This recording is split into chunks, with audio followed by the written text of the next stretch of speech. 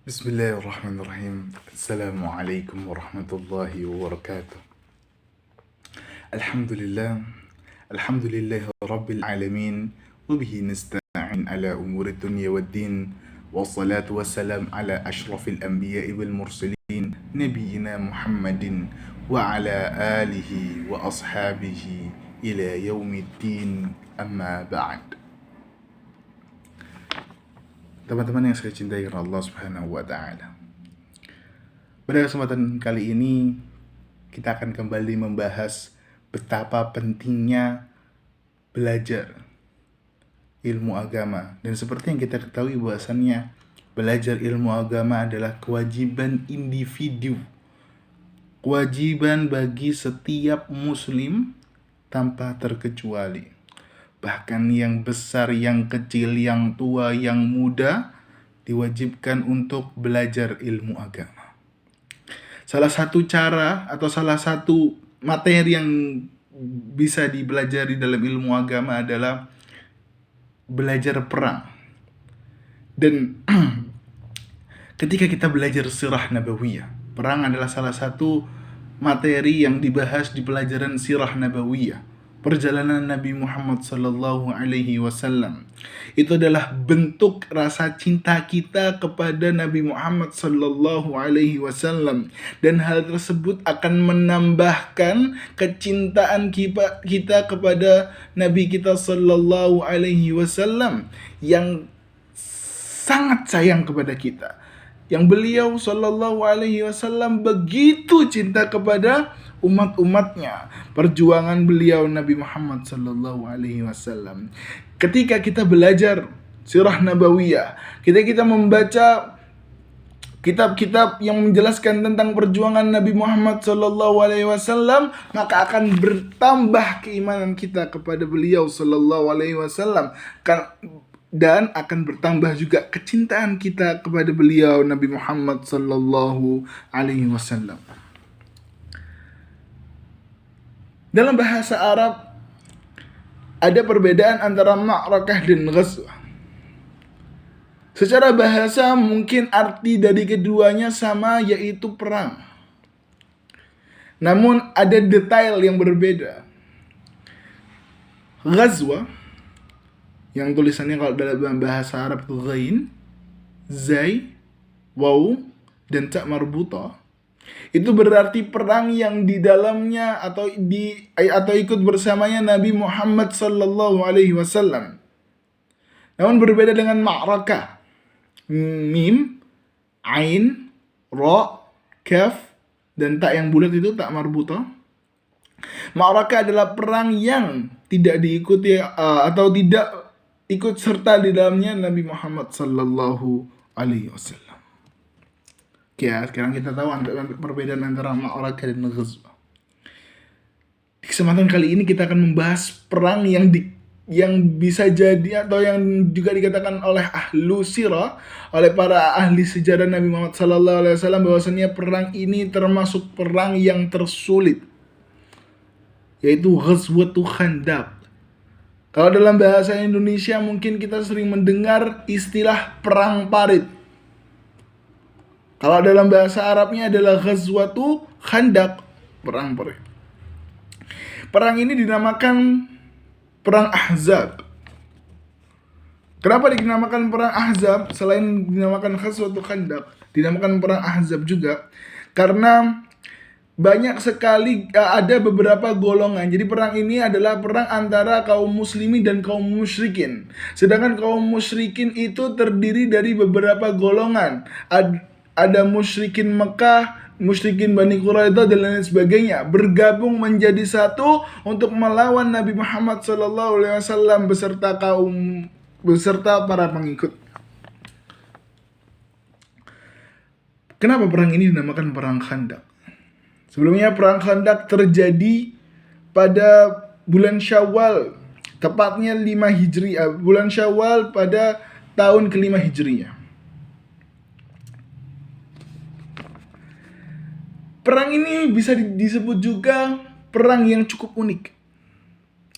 Mengapa? Karena perang ini menggunakan strategi parit. Makanya di bahasa Indonesia juga disebut Perang Parit. Siapa yang mengusulkan Perang Parit ini?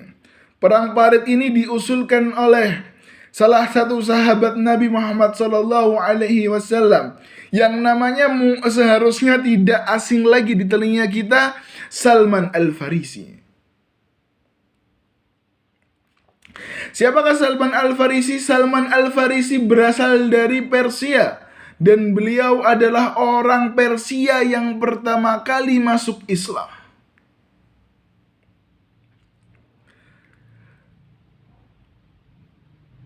Salman Al-Farisi mengusulkan kepada Nabi Muhammad SAW ketika berdiskusi sebelum perang untuk menyiapkan strategi peperangan. Salman Al-Farisi menyusulkan agar kaum muslimin saat itu membuat parit.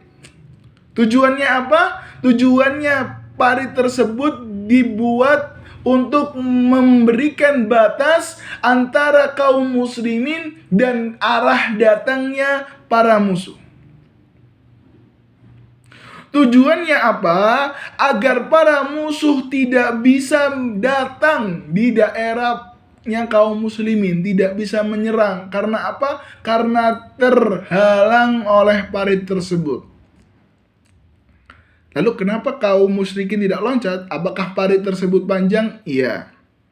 Panjang parit tersebut adalah 5.544 meter panjangnya.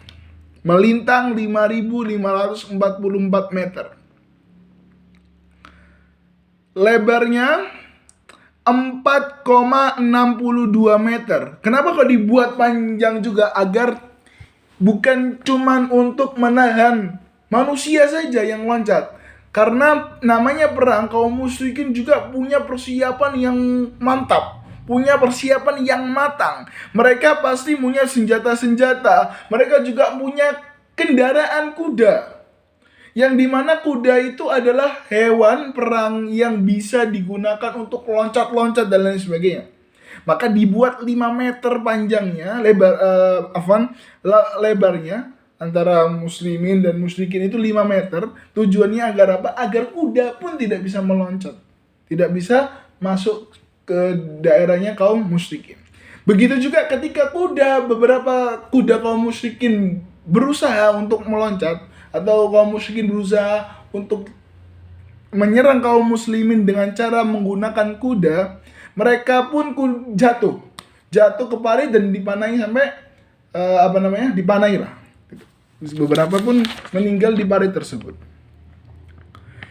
Tingginya adalah 3,2 meter.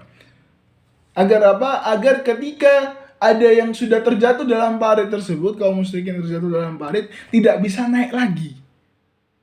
Ya, tidak bisa naik lagi. Kalau pendek, kuda bisa loncat. Bisa loncat naik lagi, atau jatuh ke parit terus loncat ke kaum muslimin. Tidak, disengajakan parit tersebut dibuat tinggi agar tidak bisa loncat. Agar tidak bisa loncat kembali lagi ke atas. Lalu, apa yang menjadi penyebab perang Khandaq ini terjadi? Perang Khandaq terjadi adalah sebab terjadinya perang Khandaq adalah pengkhianatan kaum musyrikin terhadap janjinya bersama kaum muslimin. Mereka berjanji bahwasanya tidak akan menyerang, namun ternyata mereka pun menyerang dan mengingkari janji tersebut. Sekitar 20 hari terjadi peperangan tersebut karena kaum musyrikin tidak bisa melewati. Mereka pun diturunkan oleh Allah Subhanahu wa taala angin yang membuat mereka kacau, terguncang dan kedinginan. Mereka pun kembali pulang. Dan kejadian ini diabadikan oleh Allah Subhanahu wa taala dalam surat Ahzab ayat 73, salah satu surat Madaniyah di Al-Qur'an. Dan dinamakan Ahzab seperti yang kita bahas tadi karena kaum musyrikin bersatu dari beberapa macam daerah. Mungkin hanya ini yang bisa Ana sampaikan, kurang lebihnya mohon maaf. Wassalamualaikum warahmatullahi wabarakatuh.